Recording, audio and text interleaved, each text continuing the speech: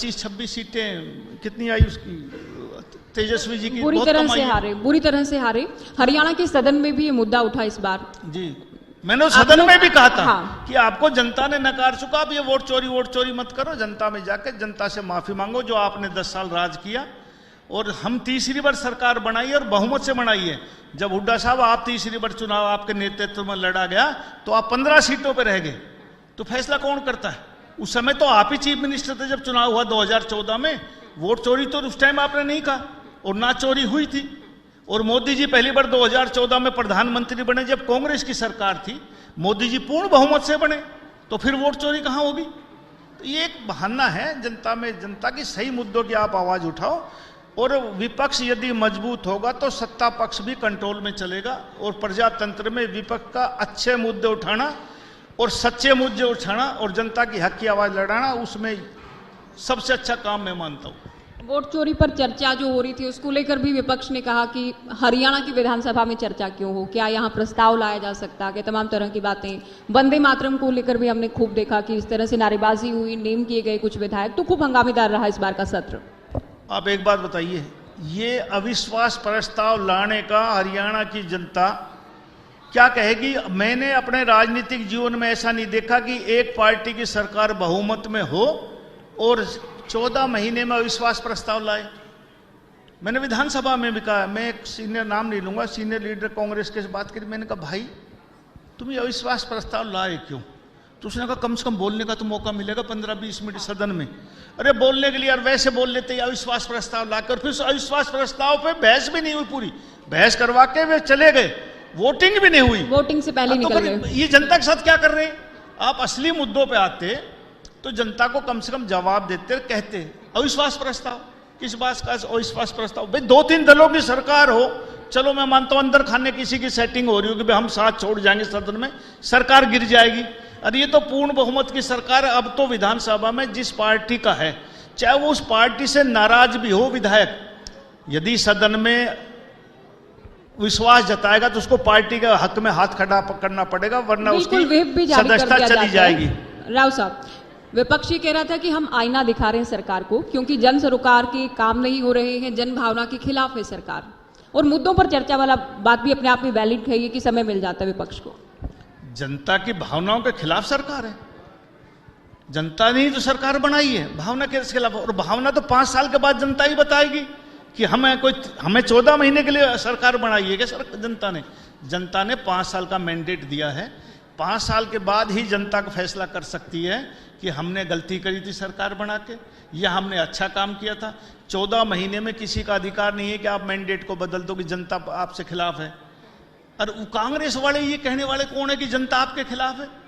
अरे जनता फैसला करेगी। और जनता को 5 साल का संविधान में अधिकार दिया कि 5 साल के बाद अपना प्रत्याशी अपनी सरकार चुनो। हमें लगातार तीसरी बार सरकार लोगों ने बनाई है और ये कांग्रेस का वहम है। ये 37 आए, 17 पे रह जाएंगे विधानसभा का, आपके आगे भी बस यही कर्म करते रहो जो ये कर रहे हैं। आपने सदन में कहा कि सीएम यूं ही मुस्कुराते रहेंगे, विपक्ष खत्म हो जाएगा। हाँ, सीएम की मुस्कुराहट ही इस बार सत्ता में बहुत लोगों को लाई और इसकी मुस्कुराहट ही अगली बार कांग्रेस को 17 पे ले आएगी, ये मैं कह रहा हूँ। आपने विपक्ष को लेकर कहा कि आप लोग यूं ही करते रहेंगे, खत्म हो जाएंगे। आपका एक बयान भी हुआ कि ये जो जाट जाट जाट जाट करते रहे, हाँ, इन बातों में भी बहुत मदद की। आपके इंडिया न्यूज ने बहुत चलाया। आपकी एक खासियत है, आज तो मैं पूछ कर आया था बाहर से कि लाइव चल रहा है क्या? बोला हाँ, मगर आज आगे तुम फंस गए, अब तो कट नहीं सकता। आप लोग क्लिप कर देते उसको काट काट के। मैं आज सीधे कह रहा हूं जनता से, जेपी दलाल जी का स्वागत है। एक जाट भाई और आ गया। मैंने पातली गांव में मैं गया, जाटों का गांव है।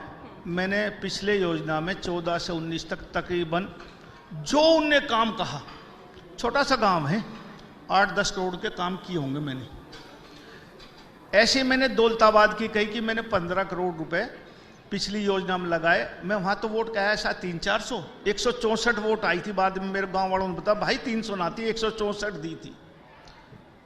तो मैंने कहा यार मैं 10 साल के बाद चुनाव लड़ रहा हूं, कोई तरीका तो बताओ कि देखो धर्म जाति तो मैं बदल नहीं सकता, ये तो परमात्मा देता है। कोई गंगा जल के छींटे मार दो मेरे, मैं जाट बन जाऊं, या कोई तो पैमाना होगा राजनीति में। भाई आज गांव का तुम, जब तो राकेश भाई खड़ा था इनने कह दी। मैंने कहा ठीक है, गांव का आदमी खड़ा होता है तो गांव की सहानुभूति होती है, हमारा पंचायती फैसला होता है, गांव के खिलाफ जो खिलाफ मन से भी है ना वो भी नहीं दे पाता। आप तो उस समाज से ताल्लुकात रखती हो। दोबारा मैं चुनाव लड़ा नहीं, राकेश भाई एमएलए बन गया। तिबारा भाई राकेश की डेथ होगी लोकसभा के चुनाव वाले दिन, और मैं गया तो बोले जी हमारे गांव वाली खड़ी है। तो मैंने कहा अगली बार छोरा तैयार हो जाएगा तो भाई खड़ा तो वो भी होगा, राजनीतिक परिवार हो गया तो खड़ा होगा। तो भाई राजनीति में मुझे बताओ कि मुझे कैसे वोट दोगे? भाई मैं कोई बाबा जी तो हूं नहीं, भाई राजनीतिक आदमी वोट तो मांगने आऊंगा। भाई कोई काम का पैमाना बताओ, कोई और पैमाना बताओ। सारी मैं मांगता भी नहीं, अरे इतने हिस्से सिद्धि की वोट तो दो, जितना मैं काम करता हूं उतनी वोट तो दे दो। तो इसमें मैंने क्या अपमान कर दिया? मैं तो पूछ के आया हूं भाई, तुम जाट बिरादरी के भाई हो। आपने अपना उत्तर दिया और हाँ। 2-3 बातें मैं अब कह लूं, क्योंकि आपने कहा कि हमने एक चंक दिखाया। मैं क्योंकि मीडिया की स्टूडेंट हूं और मीडिया में हमें पढ़ाया जाता है कि इंसान को अगर कुत्ता काटे ये खबर नहीं है, कुत्ते को इंसान काटे ये खबर है। आप पूरे भाषण में क्या कह रहे हैं वो खबर नहीं है, लेकिन आपने कुछ ऐसा बयान दिया जो सुर्खियों में आया, जिसको लेकर कोई विवाद हुआ, वो चंक तो हम दिखाएंगे। देखिए नहीं, और उसके बाद हमने आपको इनवाइट किया है, एक शब्द बताता आपको लाइव हम सुना रहे हैं मंच पर। तो ऐसा नहीं कि हम हरियाणा का नंबर 1 चैनल है, हम पूरा दिन दिखाते हैं सभी। रोको मत जाने दो, एक शब्द है, रोको मत जाने दो। हाँ, रोको मत जाने दो, रोको मत जाने दो। हाँ, उससे भी पूरा इंटर बदल के ना आप उसको क्लिप दिखाते हो, ये बोल रही है। अरे मेरे पूरे भाषण को आप दिखा दो, मुझे कोई आपत्ति नहीं। आपने तो मुझे ऐसा विलेन बना दिया जैसे मैं प्रॉपर जाट जाति के खिलाफ। आपको आमंत्रित किया कि आप अपनी बात रखें और लाइव दिखा रहे हैं। देखिए हम आपसे तो पूछ रहे हैं हम, क्योंकि हम नहीं कह रहे, विरोधी भी बहुत बार फिर ये कह देते हैं। बीजेपी के कुछ नेताओं को लेकर भी होता है कि इस तरह के बयान क्यों आ रहे हैं, बयान देने की क्या जरूरत है। उधर कांग्रेस ये कह रही अगर आपने काम करवाया भी तो क्या कोई भी नेता ये सोचकर काम करवाता है कि अगर इस गांव में काम हुआ तो वोट मिलेंगे काम के बदले में? हाँ, ये गारंटी होती है। राजनीति में हम कोई बाबा जी नहीं है। मैं चाहता हूं कि लोग मुझे काम के आधार पर वोट दे, बिरादरी के आधार पर ना दे। मेरे यही तो गलती कि मैं जाट बिरादरी में पैदा नहीं हुआ। ये कोई क्राइटेरिया नहीं, कोई भी सरपंच, कोई भी पंच और कोई भी एमएलए एमपी एक बिरादरी से नहीं बन सकता। 36 बिरादरी के वोट से बनता है, और जो राजनीति आदमी है वो वोट की इच्छा जरूर करता है। तो यदि हम काम करेंगे तो वोट का हमारा अधिकार है, और सारी वोट मैं मांगता भी नहीं। मैं तो ये कहता हूं जो जितना काम किया उतनी तो वोट कम से कम थोड़ी बहुत तो मुझे भी दो। नहीं, आप इसमें गलती कैसे मान रहे हैं? आप 4 बार विधायक बने, चारों बार आप तो कहते हैं सौभाग्य है मेरा, 4 बार मंत्री बने आप। 4 बार मंत्री बने तो इनकी कह रहा हूं, जिनको काम किया उससे मेरा अधिकार है, मैं वोट मांगू और उनसे कहूं। और जब अपना होता उसी पर आरोप प्रत्यारोप लगते हैं, उसी को उल्हाना दिया जाता है। जातिगत बयान देना ठीक है ना? ठीक नहीं, लेकिन अपने लोगों के बीच में कहना कि भाई तुम मुझे वोट क्यों नहीं दे रहे, मैं इसको ठीक मानता हूं। कि कोई तरीका बताओ मैं इस योजना में वो ठीक करूं। हो सकता है मुझसे कोई गलती हो रही हो कि भाई ऐसे मेरे से मानोगे, तो मैं वो उनसे पूछता हूं। मैं तो पूछ के ही वहां भी आया था, भाई तुम तरीका बता दो कि भाई मैं कितने और काम करूं, क्या करूं। मैं पहला विधायक हूं हरियाणा में जो मैंने 6 महीना पहले अपने सारे पंच सरपंच बुला के और मैंने सबके हाथ उठवा दिए। मेरा विधानसभा जिंदा है, पूछ लेना कि कोई काम बाकी हो तुम्हारा बताओ, सबने हाथ उठा दिए, कोई काम बाकी नहीं। कोई ऐसा एमएलए होगा? और फिर वोट ना दे रहे। और वो तो उस साल तो मुझे टिकट ही नहीं मिली, मैं तो 10 साल के बाद वोट मांगने गया, 10 साल के बाद फिर वोट ना दी। तो ये ऐसा तो प्रजातंत्र में, राजनीति में तो कोई आदमी मंजूर नहीं करे। आपको लेकर ये भी कहा जाता है एक जाति के अधिकारी ऐसे होते हैं जिनको साथ आपकी ट्यूनिंग अच्छी नहीं रहती काम करने को लेकर, जाट समुदाय को लेकर। अधिकारियों के साथ बनती है आपकी? मेरी अधिकार सबके बनती है। हाँ, अब कई आदमी कहते हैं जाट को नहीं लगाता। वहां भी पातली में भी मैंने दोनों जाट अफसर खड़े कर जिनकी शिकायत, तो दोनों ही जाट थे। मेरा बीडीओ जाट, मेरा बिजली बोर्ड का एसडीओ जाट, मेरा एक्शन जाट। इन्हें कहां तक भगाऊं? रहेंगे तो यही। अब ये तो भिवानी से भी गुड़गांव आ बैठा मेरा भाइयों, इन्हें कहां तक ताड़ू मैं? ये हम नहीं ताड़ने तैयार बैठे हैं। हाँ, तो ना ये तो रहेंगे, लेकिन जो आदमी काम करेगा उसका प्रोत्साहन करेंगे, उसको शाबाशी। आज भी गुड़गांव में 50% से ऊपर जाट अधिकारी बैठे हैं। ये बात नहीं है, जाटों में भी अच्छे हैं। मैं उन लोगों के खिलाफ हूं जो यहां शोषण करते हैं, काम नहीं करते। उन सब आदमियों के नरवीर सिंह खिलाफ था, खिलाफ रहेगा। मैं कहता हूं कि लोगों ने वोट दिया है, ये बाहर के आके लूट कब्जाली की तरह नहीं जाने देंगे। काम करो। इन लोगों ने तो यहाँ वोट मांगनी नहीं। अरे वोट तो हमने मांगनी यहाँ, हमने ये तो आकर पैसे खा के चले जाएंगे ना, ऐसा बर्दाश्त नहीं करेंगे। हमने वोट मांगनी, जनता की जवाबदेही हमारी है। और मैं मानता हूँ यदि कोई काम नहीं हुए तो नरवीर सिंह की गलती है, हम उतना ध्यान नहीं दे पा रहे। 2026 काम का है, जितनी पाइपलाइन में काम है। जो लोगों ने इस हरियाणा के, इस गुड़गांव जिले के लोगों ने भाजपा को वोट दिए, वो सारी 26 में आपको होती हुई दिखाई देंगी। ये मैं कह के जा रहा हूं आपसे। सारे काम आप करेंगे जो भी हाँ बिल्कुल, पाइपलाइन में है। जो ना होंगे अभी तो बहुत समय, वो एक आरोप साल ही हुआ नरवीर है। सिंह के ऊपर होंगे, और जो ना होंगे वो भी नरवीर सिंह करवाएगा। चलिए, अच्छी बात है, आप कह रहे हैं काम के आधार पर वोट आपको मिलना चाहिए और जात पात के आधार पर ना राजनीति जात नहीं पात के होनी आधार पर चाहिए। ना कभी कोई बनता ज्योति है, ना जी, सरकार बनती है। कुछ लोग हैं जी। वो अपनी बात रखना चाहते हैं जी। मंत्री जी के आगे, हम चाहेंगे वो भी। सबसे पहले अनिल राव जी, आप कुछ बात रखना चाह रहे थे। राव साहब नमस्कार। नमस्ते। राव साहब, हमारी इनेलो छोड़ दी? मैंने तो छोड़ दी, जन साहब से बात हुई थी। शुक्रिया भाई को। तो क्या हुआ कि 818 बैंकेट है हमारे हरियाणा में, और एक वो धिंगड़ा है, शायद आपके भी पीछे पड़ा था, और वो के किराव के पीछे पड़ा था। उसने आरटीआई लगा, पीआई डाली हाई कोर्ट मैं में। तो भाई सुप्रीम कोर्ट से पीछा छुड़वाया नीट। वो आ तो नहीं, आप सोचो। मैं आपको एक बताता हूँ, आज हाँ। बताता हूँ। हाँ भाई मैंने जब नॉमिनेशन भरा 5 में 9 में, तो मैंने लिख दिया, आज तक नहीं जवाब दिया, आज देता हूं क्योंकि सुप्रीम कोर्ट ने भी मेरी सर्टिफिकेट का फैसला हो लिया। हाँ एक में लिख दिया मैंने कि मैंने मैट्रिक करी बिरला विद्या मंदिर नैनीताल से। दूसरे में 9 में लिख दिया मैंने कि मैंने इलाहाबाद बोर्ड से मैंने मैट्रिक की परीक्षा पास की। नू करा ये गलत लिख दिया। अरे जो कोई गुड़गांव में एक स्कूल का नाम लिख दे, सलमान पब्लिक स्कूल या कोई पब्लिक स्कूल, मैंने इससे करियर, वो लिख दे भिवानी बोर्ड, तो मेरा बोर्ड तो वही है ना। उसकी उसने दरखास्त दी है पुलिस को, कोर्ट में दी, कोर्ट वालों ने पुलिस से वेरिफिकेशन मांगी। वो नैनीताल स्कूल में भी होका है कि फला रोल नंबर से फला साल में नरवीर सिंह ने मैट्रिक करी। वो बोर्ड में भी गए और बोर्ड से भी लिया है, वो इलाहाबाद बोर्ड से, और उसी को केस यहां उसको खारिज कर दिया, नीचे हाई कोर्ट में ले गया। हाई कोर्ट से खारिज हो गया तो फिर सुप्रीम कोर्ट ले गया। सुप्रीम कोर्ट ने उसकी फाइल फेंक के मारी। जब जाके मैं अब नीठ बचाऊं, मैं तो भाई ना एक आरोप लगा कि नरवीर सिंह नकली सर्टिफिकेट ले रहा। मैं क्या राव साहब, आपने तो पीछे छुड़वा दी, मार भी छुड़वा दो। और बताता हूं, पहले मार तो सुनो, मार- राजनीति में हाँ कोई क्वालिफिकेशन की वो नहीं है एक लाइन कि ये सही। बी होना चाहिए, गुठा टेक भी यहाँ पर लड़ सकता है। बिल्कुल ठीक जब है। है सरपंची में 10वीं है, हाँ यदि एससी है तो उसको 8वीं है। एमएलए एमपी के लिए क्वालिफिकेशन की कोई गाइडलाइन नहीं है। जब भी मेरे ऊपर केस हुआ बिल्कुल और ठीक। जो विरोधी दल थे बोला ये तो अच्छा, डिस्क्वालीफाई हो जाएगा, मारी- इसमें डिस्क्वालीफाई हो ही नहीं सकता। नहीं हो सकता, आप तो पीछे छुड़वा ले, मारे जो तो भाट जो लग रहा है ना, इसको तो एक सर्टिफिकेट देनी पड़ेगी। एमएलए एमपी को कोई सर्टिफिकेट की जरूरत ना है। सर जी, आपने बता। हमारी मदद करी थी जब मनोहर लाल खट्टर जी सीएम थे, आप उस टाइम एमएलए नहीं थे। हाँ। रेस्ट हाउस के अंदर मैंने जब उनसे मिला था, जब आप थे नहीं, और उन्हें मेरी ढंग से बात मैंने सुन, ना होते हुए मदद करी। पीछे से करी थी जब आप। आप इनेलो में थे, मैंने जब भी मदद करी। मैं तो ये भी लिख रखी है कि आपने मदद करी। हाँ, मैं आप भी मदद करूंगा, और पैसे भी दिए थे तुम्हें। दिए थे 11 लाख। हाँ। तो मेरी बात तो सुनो, मारे जैसे आप तो पीछे छुड़वा अरे ले, आप भी कर दूंगा। मारा पीछे छुड़वाओ आप। माइक पे क्यों 24 मार्च को हाई कोर्ट में तारीख लगी हुई है, और उसने कह रखा है कि 818 बैंकेट हॉल सारे अवैध हैं। ना फायर सिस्टम है, ना एसटीपी है, ना पार्किंग है। एक मिनट प्लीज, 1 मिनट सुननी पड़ेगी सर, क्वेश्चन तो सुन लो हमारा।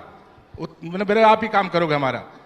उसने लगा दी हाई कोर्ट में पीआई, और हमारे किसी के पास शेलू नहीं है। ये मैंने यहाँ आपके सामने कह रहा हूँ, लाइव भी बोल रहा हूँ, कोई शेलू नहीं है। क्योंकि हम लड़ाई लड़ रहे थे आपके माध्यम से कि राजस्थान में जब बैंकेट चल सकते, दिल्ली में बैंकेट चल सकते बिना शेलू, तो हरियाणा में करोड़ों का नुकसान हो रहा है। आप मुख्यमंत्री जी हमसे पैसा लीजिए, नगर निगम लीजिए। और उन्हें बात माननी भी और मेरी जिम्मेदारी लगा दी। आपके माध्यम से कमिश्नर हसीजा से मिला, एक पूरी पॉलिसी बनाई सीटीपी पराशर जी ने मिला के, और वो पॉलिसी मैंने बाई मेल भी भेज दी, पर इन बिटवीन वो चला गया हाई कोर्ट में। और ये गाज गिरनी है, या पॉलिसी चेंज कर दो किसी ने राजस्थान की और उसके दिल्ली के दर्ज पे हो सके तो। तारीख क्या है? भाई एक मिनट क्वेश्चन कर लेना अनिल जी, हाँ। हाई कोर्ट में तारीख क्या है? 24 मार्च। 24 मार्च। हाँ। आप 10 जनवरी से 15 जनवरी के बीच में आ जाना। बस ठीक मैं है। अधिकारी को बुला लूंगा। हाँ। और जो भी समाधान निकलेगा। हाँ। अरे विनोद कहाँ बैठा है? हाँ। देखो जो विनोद जी का विनोद था ही। हाँ, तुम दोनों आ जाइयो। अच्छा एक बार और सुन लो जी, मैं टेक्निकली बात, जैसे सुप्रीम कोर्ट से जीत का आयु 900 मीटर में आज की डेट में 0 बैलेंस है। 900 मीटर में कोई तोड़फोड़ नहीं हो सकती। हाँ, सीएलओ लेनी पड़ेगी। मेरा एक रिक्वेस्ट है एज ए मंत्री आपसे कि थोड़े दिन बाद जिस दिन मैं ऑर्डर हार गए ना, सबसे पहले भाट तोड़ने आएगा सारे बैंकेटों को, हम बंद भी कर लेंगे कि आपके कम्युनिटी सेंटर ही आपके अंदर है, भाट साहब के अंदर भी है, सरकार के अंदर है। किसी कम्युनिटी सेंटर के अंदर अगर एसटीपी हो, किसी कम्युनिटी सेंटर के अंदर फायर सिस्टम हो, किसी भी कम्युनिटी सेंटर के अंदर पार्किंग 50% हो, लेकिन सिर्फ उनके पास एक चीज है कि वो आपका सरकारी है, सरकार ने बना दिया समुद्र के अंदर। हमारे पास सारे सिस्टम है, केवल सीएलयू नहीं है। हाँ, CLU तो नहीं। जुगाड़ बैठा दो सर। CLU जरूरी है और इसका भी कोई समाधान निकल सकेगा। मैं आज आपके बीच में कह के जाऊं कि मैं सब कुछ करवा दूंगा, ऐसा संभव नहीं है। आप आओ, बैठोगे, इसका कोई न कोई समाधान निकालने की कोशिश करूंगा। कुछ सरकार 2 कदम चलेगी, 2 कदम आप भी चलना, हाँ, तो कोई न कोई समाधान निकालेंगे। एक प्रश्न यहाँ से भी है, कर्नल साहब कुछ अपना सबसे पहले तो परिचय दीजिएगा अपनी बात। सर नमस्कार, मेरा नाम कर्नल के सिंह है। आपसे मैं सर 2014 से जुड़ा हुआ हूं, जब मैं प्रधान था अपने सेक्टर का। कौन सा सेक्टर था? सेक्टर 23 से मैडम किससे जी, पहले जी। एंड आपका पर्सनली मैं फैन भी हूं सर, बिकॉज आपने जो जिस ढंग से आप सॉल्यूशन देते हैं और जिस कॉन्फिडेंस से आप पब्लिक के दुविधाओं को एड्रेस करते हैं, we are really a fan of yours sir. मेरा क्वेश्चन ये है सर, आप 900 मीटर की बात चली थी, 900 मीटर में सर 2 कॉलोनी है, एक तो सतगुरु फार्म है, सतगुरु एनक्लेव, और एक नोबल एनक्लेव है सर। यहाँ पे सर गवर्नमेंट ने आप ही के बल्कि आशीर्वाद से हमें पानी मिला और बिजली मिली हुई है सर। प्रॉब्लम यहाँ पे है सर कि बिजली तो मिली हुई है, लेकिन डिपार्टमेंट ने उसको 2 भाग में बांटा हुआ है कि एक तरफ तो डोमेस्टिक की बात करते हैं और एक तरफ वो कमर्शियल कनेक्शन की बात करते हैं। जनता चाहती है सर हमें जिस आपने मीटर दे दिया है, उस मीटर पे हमें डोमेस्टिक की बजाय कमर्शियल चार्ज कीजिए और कमर्शियल कनेक्शन भी हमें दिया जाए सर, ताकि क्यों आपको पता है सर, कोई भी अनऑथराइज कॉलोनी होगी, वहाँ पे एक दुकान भी होगी सर, मकान भी होंगे, हॉस्पिटल्स भी होंगे, स्कूल्स भी होंगे, तो वहाँ पे सर बड़ा 2 भांत हो रही है। काफी लोग परेशान है इस बात से सर। सो आपसे रिक्वेस्ट है सर, नीरू जी आप इसके बाद आना कभी, ठीक है सर, बैठ के बुला लेंगे अधिकारी, जो हो सकता है वो करूंगा सर। बिल्कुल ठीक है सर। दूसरा पॉइंट था हमारा सर, मैं सेक्टर 23 से मैं रहता हूं सर। सर हमारी मार्केट नहीं है सर। आपने हुड्डा ने सर, जो Haryana urban development authority HSVP ने हमें सर 23 की मार्केट दी हुई है sir. There is a district shopping centre है सर, जो कि 23 और 23A मार्केट का है, वो बिल्कुल नेग्लेक्टेड पड़ा है सर। सिर्फ कूड़ा के अलावा वहाँ पे कुछ नहीं है सर। लोगों ने अपनी लाइफ जीवन की पूरी इन्वेस्टमेंट कर रखी है, लेकिन हुड्डा या HSVP का उस तरफ ध्यान नहीं है सर। सेक्टर 23 है, इतना बड़ा सेक्टर है सर, हमारी अपनी खुद की मार्केट नहीं है। आपसे रिक्वेस्ट है सर, वो मार्केट भी हमें दिलाई जाए सर। मार्केट की वहाँ जगह छोड़ रखी है सर, पूरा डिस्ट्रिक्ट शॉपिंग सेंटर है बट नेग्लेक्टेड है सर। अच्छा ठीक, करेंगे इस बारे में। 23A में सर। कुछ और सवाल है अभी? और कोई सवाल? जैसे ही लोगों को पता चला कि राव नरवीर सिंह आ रहे हैं, तो लोगों ने कहा हमें मैं सवाल करने, हमने कहा जरूर हम एक मंच जवाब देंगे। मैं देता हूं। गुड़गांव में अभी भाट साहब से आप सवाल पूछ रहे थे कि गुड़गांव में इंक्रोचमेंट बहुत है। जी बिल्कुल। गुड़गांव बढ़ता हुआ शहर है और एक सवाल किया गया था, ये एनक्रोचमेंट कब तक हटा दोगे? इसका जवाब भाट ना कोई भी नहीं दे पाएगा। एनक्रोचमेंट रोज होती है, हटती रहेंगे समय अनुसार, और अकेला भाट कहां तक हटाएगा? ये सब लोगों की जिम्मेवारी, जो RW है उनकी जिम्मेवारी है, चुने हुए काउंसलर की जिम्मेवारी है। और मैं तो अभी पुलिस प्रशासन की एक मीटिंग बुलाऊंगा। RS भाट DTP इन्फोर्समेंट नोडल अधिकारी है गुड़गांव जिले का। गुड़गांव जिला बड़ा है, एक बार जहां साफ कर जाए उसके बाद यदि इंक्रोचमेंट होती है तो वहां का SHO अपने टेरिटरी का जिम्मेवार होगा। यदि कोई होती है तो उसकी रिस्पॉन्सिबिलिटी होगी। ये कहां जाएगा अकेला? इसका काम है एक बार साफ करिए है। ये थानेदार वैसे मंथली लेते रहते हैं, ये क्यों नहीं हटाएंगे? इनकी जिम्मेवारी में अभी आप ही बड़ी बात कह रहे हैं कि थानेदार मंथली लेते हैं। आप ही बड़ी बात कह रहे हैं, थानेदार मंथली लेते रहते हैं। सभी लेते हैं, मेरे कहने से रुकता नहीं है। हाँ लेते हैं, मैं कह रहा हूँ। अरे पूरा भ्रष्टाचार हम नहीं खत्म कर पाए, बड़ी बात कह रहे हैं मंच पर, हाईलाइट कर देना पूरा। नहीं ये तो आपने कह दिया है राव साहब, ये तो आपकी अच्छी बात है, ये तो अच्छी बात है, आप साफ गोई से कह रहे हैं। हाँ मैं कह रहा हूँ अंदर पता सबको होता है, कोई एडमिट कर पाए तो अच्छी बात है, स्वीकार करना बड़ी बात है। इसने काट दी यार, चलिए मत, अच्छा ना। मंत्री जी आजकल गैंगस्टरों के खिलाफ चल रहा था। मंत्री जी आजकल गैंगस्टरों के खिलाफ भी कार्रवाई कर रहे हैं, उस पर भी आप कुछ कहोगे क्या? क्योंकि बड़ा सरकार का काम है आम आदमियों की रक्षा करना, तो हमारी पूरी कोशिश है कि न्याय प्रक्रिया पूरी हो, गुंडे जेलों में जाएं। और अभी तो हरियाणा में बहुत गुंडे बच रहे हैं, कुछ तो JP दलाल के हल्के में पड़ रहे हैं, कुछ और पड़ रहे हैं भाई। और ज्यादातर ये जो है हमारे इलाके के नहीं, बाहर से आई और भूख है, जो गुड़गांव में मिटती है, इनको सबको आहिस्ता आहिस्ता भगाने का ठीक है, इन प्रयास पर करूंगा। कार्रवाई होगी। राजेश नागर जी भी आ गए हैं, जोरदार तालियां इनके लिए। राजेश राव साहब, नागर जी का गुड़गांव की शीतला माता की धरती पर स्वागत बहुत करते हैं। स्वागत है। राव नरवीर सिंह जी, एक आपका बयान था जो वायरल था, इसलिए हमने उस पर बात की, और भी कई मुद्दे हैं। अरावली का एक मुद्दा है जिसको लेकर विपक्ष बहुत सरकार को भी घेर रहा है कि सरकार मजबूती से विपक्ष पक्ष का रखे। काम है आलोचना करना। सुप्रीम कोर्ट ने फैसला किया है, अब एक कमेटी गठित की है, कमेटी अपना फैसला देगी। मैं इस चैनल के माध्यम से हरियाणा की जनता को ये विश्वास दिलाता हूं कि उनके हक हकूकों की और इस अरावली पर्वतमाला की कोई नुकसान नहीं होगा। हम सरकार में हैं, ये मतलब नहीं कि हम पहाड़ियों को बेच खाएं। पहले से ही हरियाणा में गुड़गांव जिले में, फरीदाबाद में, रेवाड़ी में बंद है। सिर्फ महेंद्रगढ़, चरखी दादरी और भिवानी में माइनिंग होती है। इससे ज़्यादा माइनिंग की कहीं ज़रूरत नहीं है। दिल्ली के नज़दीक है, राजस्थान से बहुत आता है। ये ज़्यादा फर्क राजस्थान पड़ेगा, हरियाणा में नहीं पड़ेगा। पर्यावरण के प्रति हम ज़्यादा विशेष चिंतित हैं। ये चैनल या वो कोई हाई कोर्ट सुप्रीम कोर्ट फैसला कर दे, यदि कोई सुप्रीम कोर्ट गलत फैसला भी करेगा तो हम रिव्यू पिटीशन में चले जाएंगे। अभी तो कमेटी गठित हुई है, फैसला जो करेगी जब बताएंगे आप। रिव्यू पिटीशन के लिए चले जाएंगे क्योंकि यदि कांग्रेस हमारे हक में नहीं आया फैसला, कोई हरियाणा हाँ। के हितों की रक्षा नहीं हुई तो हम चले जाएंगे। लेकिन सरकार तो क्योंकि कांग्रेस ये कह रही सरकार गलत व्याख्या कर रही है सुप्रीम कोर्ट के आदेश की, और सरकार को रिव्यू पिटीशन लगानी ही चाहिए। हरियाणा सरकार को भी एफिडेविट अभी देना ये चाहिए। कमेटी बनाई, उसके सामने सारी बात रखेंगे। यदि उसके बाद भी कोर्ट नहीं मानेगा, जब फिर रिव्यू पिटीशन करेंगे। हाँ, कोई ये तो लोग को कोई काम नहीं मिल रहा है इसलिए कह रहे हैं। हरियाणा के हक की ज्यादा चिंता हमारी सरकार को है और लोगों को पसंद है, इसी लगातार तीसरी पर हमारी सरकार बन रही है। जी, जंगल सफारी भी आप दुनिया की हाँ, सबसे बड़ी जंगल बनाने जा सफारी रहे पे भी हैं। लोग बहुत खिलाफ हैं। अरे जंगल सफारी से गुड़गांव में आप बताइए, कंक्रीट के बिल्डिंग हमने बड़ी बड़ी खड़ी कर दी। आज यदि हमारा कोई दोस्त आ जाए, कोई रिश्तेदार आ जाए तो कहाँ घुमा के लाएं? एक हिंदुस्तान की एक बेहतरीन सफारी बन रही है। पर्यावरण को उससे कोई नुकसान नहीं होगा। ये जो पर्यावरण प्रेमी बनते हैं ये वैसे ही कह रहे हैं पर्यावरण को नुकसान होगा। मैं एक बात कहता हूं कि हमने पौधे ज्यादा लगाए हैं और कांग्रेस वाले ज्यादा वो करते हैं। कांग्रेस के समय में एक 93 या 92 में एक 80 करोड़ रुपए का वर्ल्ड बैंक से लोन आया जिसका इंटरेस्ट फ्री था। इन्होंने सारे हरियाणा में काबली कीकर लगा दी जिसका कोई फायदा नहीं। मैं उनको हटवा रहा हूं और अपने इस पेड़ लगवा रहा हूं। हमारे यहाँ रोहिड़ा हुआ करते हैं, हमारे यहाँ जाट का पेड़ हुआ करता है, जाट जाति का, हमारे यहाँ जाड़ हुआ करते हैं। उस पे अब हम वायु देवता प्राणी में भी शामिल उन पेड़ों को अब कर रहा हूं। नीम, पीपल, बड़ जो हमारे यहाँ के पेड़ थे वो हम लगाएंगे ताकि 24 घंटा ऑक्सीजन मिले और लोग अच्छा जीवन जी सके। आहिस्ता आहिस्ता आपको बदलाव नजर आएगा। अरावली में सफारी बनेगी। मेरा पूरा प्रयास है, मेरा ड्रीम प्रोजेक्ट है और गुड़गांव वासियों के लिए खुशखबरी होनी चाहिए।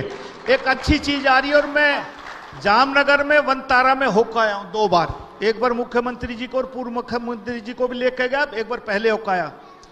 वहां देख के मुझे लगता है कि दुनिया में मैंने बहुत सफारी घूमा हूं और उससे अच्छी सफारी वो रेस्क्यू सेंटर है, बहुत अच्छा बनाया है। मैंने उनसे भी रिक्वेस्ट की डीपीआर आप तैयार कर दो, वे कोशिश कर रहे हैं। गुड़गांव में एक रमणीक स्थल बनेगा। आज भी हमारे यहाँ लेपर्ड ट्रेल एक रोड बोलते हैं, कभी आप देखना। मैंने 2015-16 में एज पीडब्ल्यूडी मिनिस्टर बनाई थी वो। उस पे आज के दिन शनिवार, इतवार और कोई भी नेशनल हॉलीडे को वो 4-5 किलोमीटर का रास्ता, हजारों गाड़ियां आपको मिलेंगी। तो गुड़गांव में कहीं घूमने की जगह ना, एक अच्छी जगह है। वातावरण अरावली के नीचे अच्छी हवा आती है, खुशबू आती है। और अब हम पेड़ लगा रहे हैं, अच्छे फूलदार पेड़ लगाएंगे, छायादार पेड़ लगाएंगे तो गुड़गांव में एक रमणीक स्थल बनेगा और लोग खुली हवा में सांस ले सकेंगे। अभी अगले सेशन की ओर भी हम बढ़ेंगे। छोटे छोटे 1-2 सवाल आपसे और। दक्षिण हरियाणा में आप बड़े नेता हैं और राव इंद्रजीत सिंह भी दक्षिण हरियाणा के बड़े नेता हैं। आपकी अच्छी बात है, आप मेरे से बड़े नेता हैं। हाँ, आप लोग कई बार चुनाव में आपके बयान भी सुने कि वो कैंपेनिंग में आपकी हेल्प नहीं कर रहे थे। ईमानदारी से आप बातों को स्वीकार भी करते हैं। अब सब कुछ ठीक ठाक चल रहा है। कई बार ऐसा होता है कि हमारे आपस में विचार नहीं मिलते, तो वो अपना काम करते हैं, मैं अपना काम करता हूं। उनको मेरी जरूरत होती है, मैं वो मांग लेते समर्थन, मुझे जरूरत होगी तो मैं मांग लूंगा। हाँ, उन्होंने मेरे को टेलीफोन लोकसभा में किया था, मैं नॉमिनेशन भरवाने के लिए आया, बागा उन्होंने समर्थन मांगा नहीं, मैं आया नहीं। मैं लोकसभा का इंचार्ज था, 2 दिन प्रोग्राम करके गया, 3 लोकसभा का क्लस्टर इंचार्ज था, वहां रहा। मुझे आवश्यकता नहीं थी इसलिए मैंने मदद मांगी नहीं।